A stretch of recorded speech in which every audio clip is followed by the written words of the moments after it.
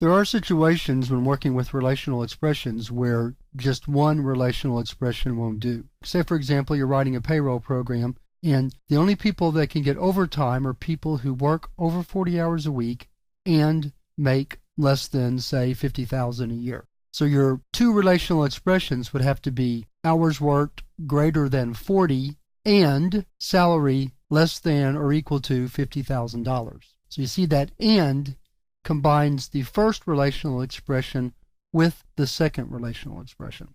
There's also an or connective where you might say, like, if username equals name or username equals username, something like that.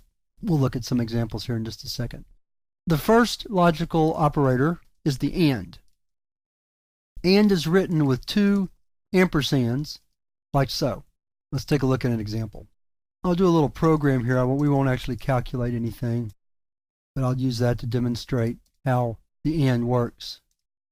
So here I have an integer variable hours worked that's equal to 43 and a salary variable that's equal to 47,000. Let me indent those, get them off the comments there.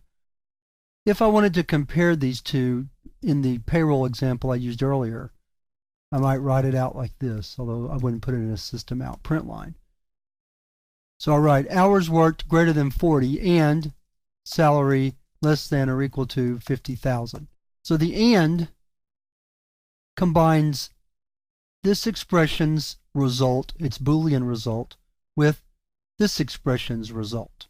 So if you remember anything about logic or discrete math, you know that the truth table for and, for both expressions to be true, each sub-expression has to be true. So in this case, this whole expression, hours worked greater than 40 and salary less than or equal to 50,000, is true because both sub-expressions are true. If we changed hours worked to 39, for example, then the whole expression would be false because the first part of the expression is false. So that's how the logical and works. The other operator that we're going to talk about now, there's actually a third not, which we're going to save for another time. The other operator, or, looks like this. It's two bars, and the bar is a shift backslash on your keyboard. So the two bars is the or logical operator.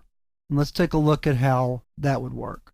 Let's say we have string password equals, and what we might do in a password situation is we might check it both when it's all lowercase or all uppercase.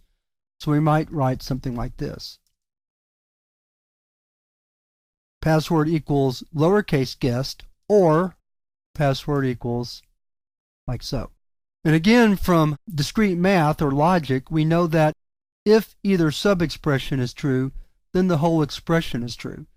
So in this case, the expression is true because this part or this sub-expression is true. Password equals lowercase guest. Both sub-expressions don't have to be true, just one or the other, and it doesn't matter which one. So if the password had been stored like this, then the second sub-expression would be true, and the whole expression, the whole or expression, would be true because the second part was true.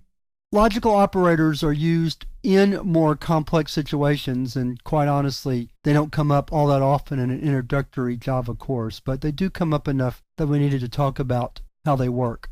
With this discussion of the relational operators and the discussion of the logical operators, we're ready to move on and begin looking at how to actually make decisions in Java by discussing the if statement, and we'll do that in the next video.